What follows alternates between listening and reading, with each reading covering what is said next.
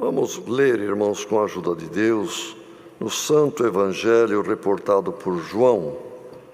Irmãos, foi aberto no lugar, capítulo 2. Louvado seja Deus. João 2, João Evangelho, capítulo 2.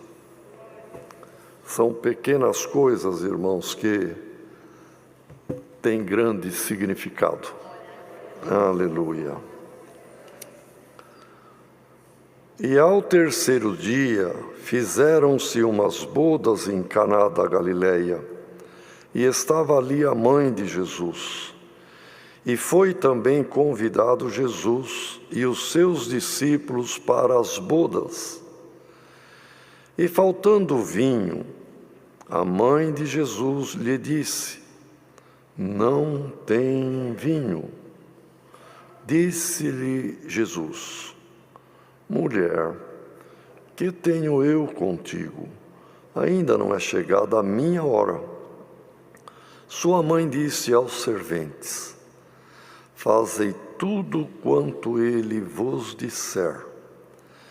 E estavam ali postas 6 talhas de pedra para as purificações dos judeus, e em cada uma cabiam 2 ou 3 almudes.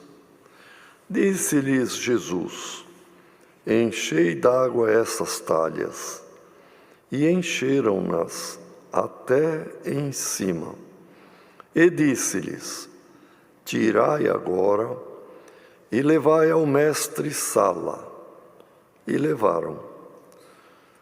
E logo que o mestre-sala provou a água feita vinho, não sabendo de onde viera, se bem que o sabiam os serventes que tinham tirado a água, chamou o mestre-sala ao esposo e disse-lhe: todo homem põe primeiro o vinho bom, e quando já tem bebido bem, então o inferior. Mas tu guardaste até agora o bom vinho. Jesus principiou assim os seus sinais em Caná da Galileia e manifestou a sua glória, e os seus discípulos creram nele. Depois disto, desceu a Capernaum, ele e sua mãe, e seus irmãos, e seus discípulos, e ficaram ali não muitos dias. E estava próxima a Páscoa dos judeus, e Jesus subiu a Jerusalém, e achou no templo os que vendiam bois e ovelhas e pombos e os cambiadores assentados. E tendo feito um azorrague de cordéis, lançou todos fora do templo, também os bois e ovelhas, e espalhou o dinheiro dos cambiadores, e derrubou as mesas. E disse aos que vendiam pombos: tirai daqui estes, e não façais da casa de meu pai casa de venda. E os seus discípulos lembraram-se do que está escrito: o zelo da tua casa me devorará. Responderam, pois, os judeus e disseram-lhe: que sinal nos mostra para fazer isto? Jesus respondeu e disse-lhes: derrubai este templo, e em 3 dias o levantarei. Disseram, pois, os judeus: em 46 anos foi edificado este templo, e tu o levantarás em 3 dias? Mas ele falava do templo do seu corpo. Quando, pois, ressuscitou dos mortos, Os seus discípulos lembraram-se de que lhes dissera isto e creram na Escritura e na palavra que Jesus tinha dito. E estando ele em Jerusalém pela Páscoa, durante a festa, muitos, vendo os sinais que fazia, creram no seu nome. Mas o mesmo Jesus não confiava neles, porque a todos conhecia e não necessitava de que alguém testificasse do homem, porque ele bem sabia o que havia no homem. Até aqui, irmãos.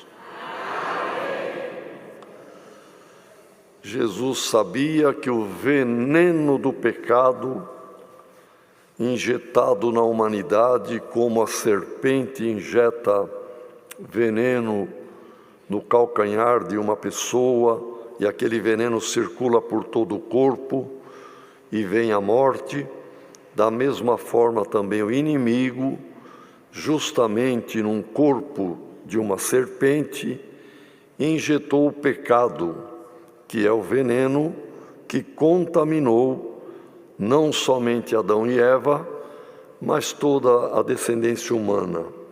E Jesus sabia que no homem tem maldade, tem malícia, tem inveja, ódio, tem plano de morte, tem, irmão, o ser humano, nós todos, irmão, temos maldade que deve ser repreendida a cada dia vamos nos convertendo, cada dia vamos pedindo: Senhor, guarda-me, guarda minha boca, livra-me de errar, não permita que eu venha perder a paciência, não permita que eu venha errar, Senhor, nem com palavra, nem por pensamento e muito menos por obra, porque dentro do ser humano está junto na sua formação, irmão, a maldade.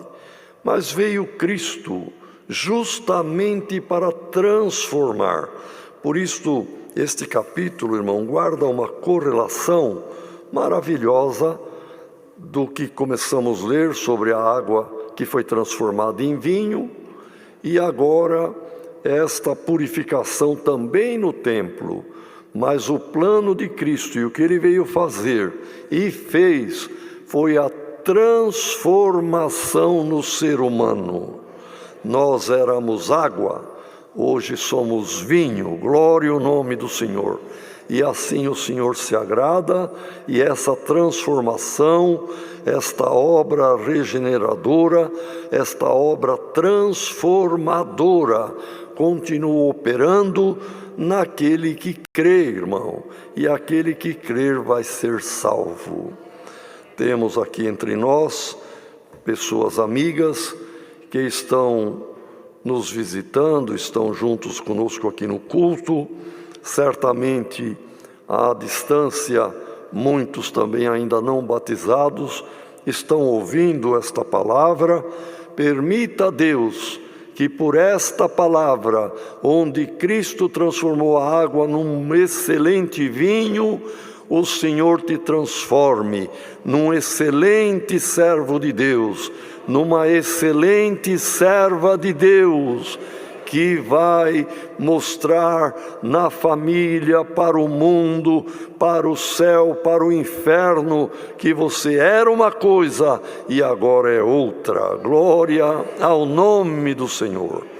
Então, irmãos, vemos que no início aqui, o relato de João, é que Jesus estava ali nesta cidadezinha chamada Caná, na região da Galileia, que é bem no norte de Israel, bem acima também de Jerusalém.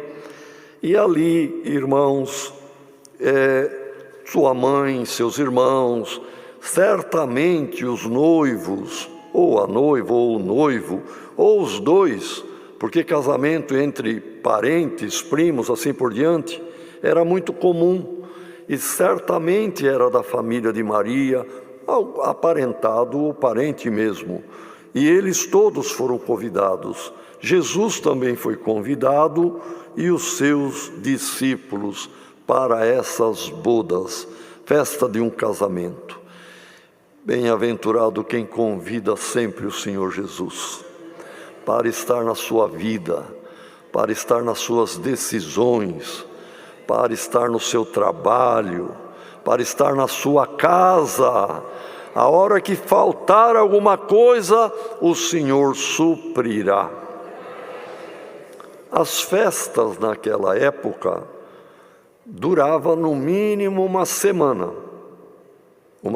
de comer, beber, alegrar. E num dia da semana aí, no momento, o vinho que tinha programado para os convidados acabou. E a mãe, Maria, se preocupou. Se nota que ela tinha alguma aproximação parental com a família do noivo, da noiva. E ela sabia quem era o filho dela. Então ela veio falar para Jesus: eles não têm vinho. É no plural, tem aqui. Jesus falou: mulher, hoje para nós, irmão, um filho dizer para a mãe, mulher, é uma palavra um pouco áspera. Mas no hebraico, mulher é sinônimo de um respeito, dizer senhora, minha senhora. E ele falou isto, mulher, no sentido de minha senhora, que tenho eu contigo, é para que ela lembrasse do anjo quando anunciou que ele ia ser formado no seu ventre, sem ela ter conhecido o varão. Então ele era filho de Deus, ele se formou no ventre dela. Mas olha, minha senhora, lembra que eu não tenho nada contigo, não. Eu vim do céu, sou de outra linhagem. E ela entendeu, não revidou. Mas chegou nos serventes ali, que estavam todos apavorados. Os irmãos imaginam que vergonha quem dá uma festa. Hoje a festa nossa normalmente é de um dia, uma tarde, uma noite. Mas se pelo meio da festa, na alegria do povo, acaba a comida ou acaba a bebida, irmão, seja qual tipo de bebida for, é uma vergonha para quem planejou, para quem convidou, para o dono da festa. Então, irmãos,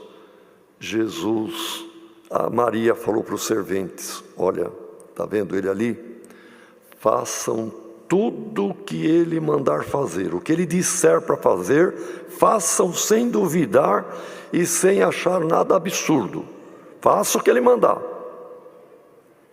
Que ordem maravilhosa de Maria, não é, irmãos? E essa ordem prevalece, irmão. Nós temos que fazer tudo o que o Salvador da nossa alma manda fazer. Maria foi uma santa serva de Deus, privilegiada e escolhida, irmãos, no mundo inteiro. Ela foi a mulher que teve a missão, podemos dizer, mais importante em gerar o Filho de Deus no seu ventre. Mas salvação é somente Cristo. Fora dele não há outro. Não tem redentora, não tem outro redentor, não tem salvadora e nem outro salvador. O único é Cristo, que o apóstolo Pedro fala de uma forma muito clara: e quem nele crer será salvo, e quem obedecer o que Maria aconselhou é fazer o que ele mandar fazer. Glória ao nome do Senhor. Então, os serventes ficaram ali, vamos ver que ordem que ele vai dar. Num local, certamente ali fundo, o quintal, tinha tonéis de pedra, que eram aqui chamados, irmãos, de talhas. Uma talha, porque era entalhado na própria pedra maciça, era feito, enfim, ali a escavação para conter líquidos. Era para cerimônias. Mas Jesus disse para os serventes: enchei de água essas 6 talhas. Cada talha, diz aqui, cabia 2 ou 3 almudes. Essa unidade de medida não se usa mais. Em Portugal se usou até 1800, por aí, ainda almude. Mas depois também não se usou mais, a partir da invenção, ou melhor, da descoberta, não é? Do litro, e que se tornou padrão, porque justamente 1 litro de água é 1 quilo o peso. Então, hoje falamos em litros. Mas para ter uma ideia, irmãos, um almude era cerca de 34 litros. De modo que 2 ou 3, os irmãos vejam, 2,68, mais ou 3, acrescentamos aí mais meio. Irmãos, próximo a 80 e poucos litros, eram 6, nós podemos dizer, irmãos, que de 480, 500 litros, ou até mais um pouco, irmão, até próximo de 100 litros cada talha tinha, portanto, próximo de 600 litros de água eles foram buscar na mina, na nascente, na fonte, e encheram as talhas. Aí Jesus falou: tão cheia, tão cheia.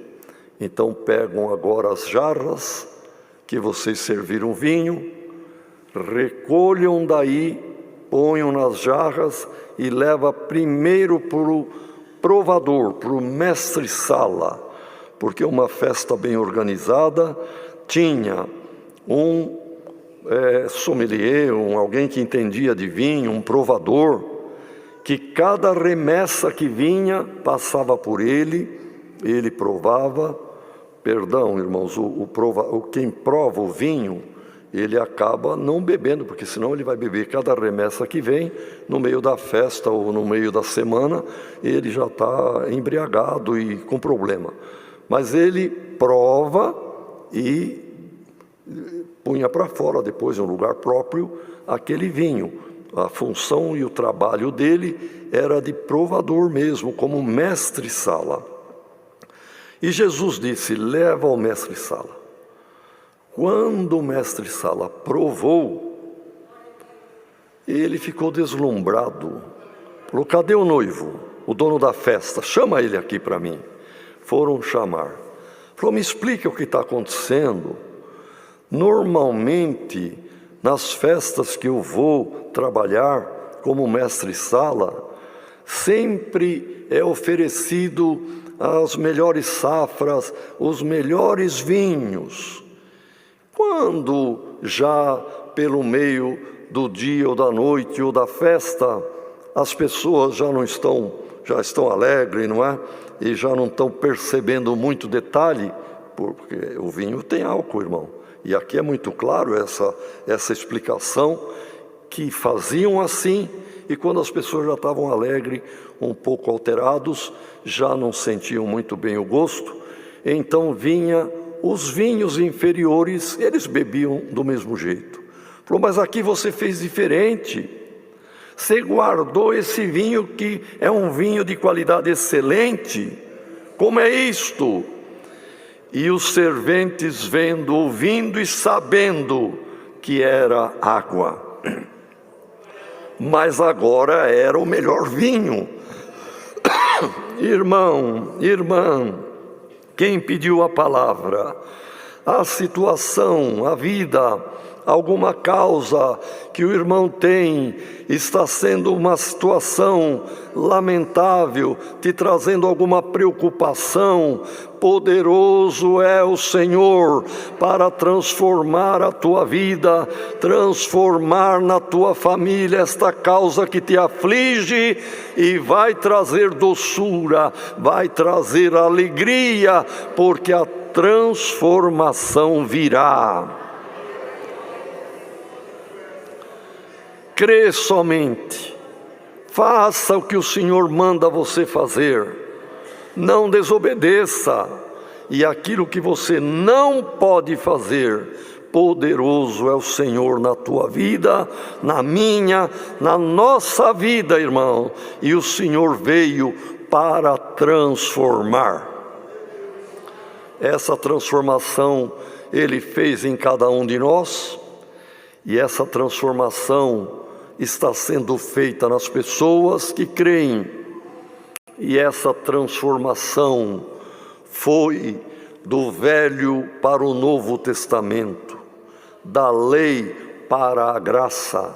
Era água sem cor, transparente, sem cheiro, sem sabor. A água não pode ter gosto, senão está contaminada com alguma coisa, com ferrugem, com barro ou outra coisa. A água boa não tem gosto nenhum, cheiro nenhum, cor nenhuma. O vinho é encorpado, tem cor, tem o bom cheiro, tem o sabor. Cristo na nossa vida, irmãos, muda tudo. E você que está passando por alguma situação, não questão financeira, irmão, porque pior do que financeira, a situação ruim é a falta de paz, a falta da esperança da vida eterna, a falta de Deus. A pessoa não tem nada, mas aquele que crê, aquele que faz o que o Senhor mandou fazer, ele muda da água para o vinho também. E de fato, irmãos, em Cristo, aquilo que no Velho Testamento não tinha sabor, não tinha cor, não tinha odor, não tinha poder, no Novo Testamento e na graça do Filho de Deus, nós temos tudo isto, e o álcool que há no vinho é chamado de Espírito, e entre nós, pelo sangue de Cristo derramado na cruz, que é simbolizado pelo vinho até na Santa Ceia, o álcool dele é o Espírito Santo, a virtude e o poder do Espírito Santo na nossa vida. O Senhor vai transformar alguém, aquele que obedecer, como Maria disse, faz o que Ele mandar, faz o que Ele disser, faça e a transformação virá na tua vida. Os discípulos, muito que estavam em dúvida, creram, os serventes creram, sabiam o que tinham feito, o que tinha acontecido, e ali, irmãos, foi o primeiro milagre que Cristo fez. E o primeiro grande milagre é justamente a transformação do nosso ser, de uma pessoa pecadora, de uma pessoa sem rumo espiritual, para um crente que tem o sabor, o bom cheiro e a bandeira de Cristo na sua vida. E passado isto, irmãos, eles desceram para Jerusalém, para a capital. E lá, irmãos, Jesus foi até o templo. O templo foi construído por Salomão, obedecendo uma planta que foi dada por Deus para Davi. E Deus disse: você não vai construir. Mas Davi, no final da sua vida, do seu reinado, juntou os materiais, os metais, a madeira e todo tipo, irmãos, de pedras, pedras preciosas, pedras de construção, assim por diante. E Salomão construiu. E nesta planta tinha a parte propriamente dita do interior do templo, que era de uma altura grande, 15 metros de altura, mas um tamanho considerável, não muito grande, e dividido por uma cortina ao meio ainda, onde tinha o lugar santo e depois da cortina o lugar santíssimo, onde estava a arca. De modo que ali só os sacerdotes entravam para as celebrações diárias e assim por diante, na primeira parte. E após o véu, só o sumo sacerdote. E assim mesmo uma vez por ano, e totalmente paramentado com todas aquelas vestes para poder chegar perto da arca. Mas fora, as muralhas do templo eram amplas, largo, tinha muito espaço nas partes externas. E tinha os pátios, separados por alguns muros. Tinha o pátio dos homens, que era perto da entrada já do templo. Tinha o pátio das mulheres, um pouco mais retirado. E tinha o pátio dos gentios, onde qualquer um que passasse por Jerusalém, fosse romano, fosse, enfim, irmão, do Chipre, do norte da África, da Arábia, e quisesse fazer oração, tinha o local cercado e não coberto do chamado Pátio dos Gentios. Ali eles podiam se ajoelhar, poderiam orar, poderiam oferecer o holocausto, o que quisessem. Porém, Jesus viu que os sacerdotes permitiam que o local de oração dos gentios fosse dado para vendedores de boi, de ovelha, de cabrito, enfim, irmão, aves e tantas outras coisas ali. E também tinha os que faziam o câmbio. Chegava um judeu que vinha da Grécia, outro judeu que vinha da Capadócia, traziam a moeda do país que vivia, e ali para as ofertas tinha que ser com o denário deles, e fazia o câmbio. Então tinha a mesa de cambiadores, de cambistas, e numa mesa de cambiador, irmãos, vai pondo pilha das moedas de cada nação para trocar com o do local. Jesus viu aquilo, impedir gentio a chegar a Deus, fazer venda onde é lugar de oração. Ele não se conformou. Ele pegou cordas, cordéis, e teceu ali um chicote, e não que ele batesse em ninguém, pessoa, mas, irmão, quem conhece como trabalha com gado, sabe que ninguém deve entrar no meio de bois de mão vazia. Mas se tiver um chapéu, se tiver um relho, um azorrague, um chicote, o animal instintivamente tem medo e vai embora. Jesus, então, chacoalhando aquilo ali, pôs para correr o gado, pôs para correr também as pessoas, e falando: minha casa é casa de oração, a casa do meu pai é casa de oração. Vocês estão fazendo lugar de venda, covil de ladrão, vão embora daqui. Deixa o espaço livre para o estrangeiro, para quem quer se achegar a Deus. E expulsou mesmo, irmão. Chegou perto da mesa dos cambiadores. Eu parece que estou enxergando, sabe, irmão? Pilha de moeda da África, da Itália, da Grécia, da região lá de Antioquia, sei lá de onde mais. E de repente o Senhor porrou com a mesa com tudo. Eles devem ter saído atrás catando as moedas e caindo fora dali, irmão. o Senhor hoje por esta palavra, algum espírito cambiador que quer trocar a moeda verdadeira, dando coisa falsa para irmão, para irmã, que o Senhor derrube este plano contrário e que esses espíritos também fujam como fugiram quando Jesus purificou o templo. Que haja purificação na mente e no coração da irmandade, para servirmos a Deus com pureza, irmão, sem nenhuma malícia, sem nenhuma intenção de lucro, sem pensar em moeda, em dinheiro, em venda, em compra. O sangue de Cristo é que comprou as nossas almas. Aquilo que era água no passado e no Velho Testamento é o sangue remidor e poderoso hoje, o bom e novo vinho, o vinho que nos faz saltar para a vida eterna.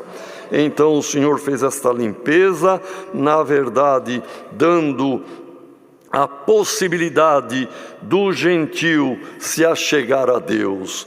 E nós, irmãos brasileiros, outras nacionalidades que não sejam judaicas, judeus, irmãos, estariam longe, mas pela obra de Cristo, pela transformação, pela purificação, o lugar do gentil não está para o templo de Jerusalém, não, mas está aberto para as moradas eternas no reino da glória de Deus.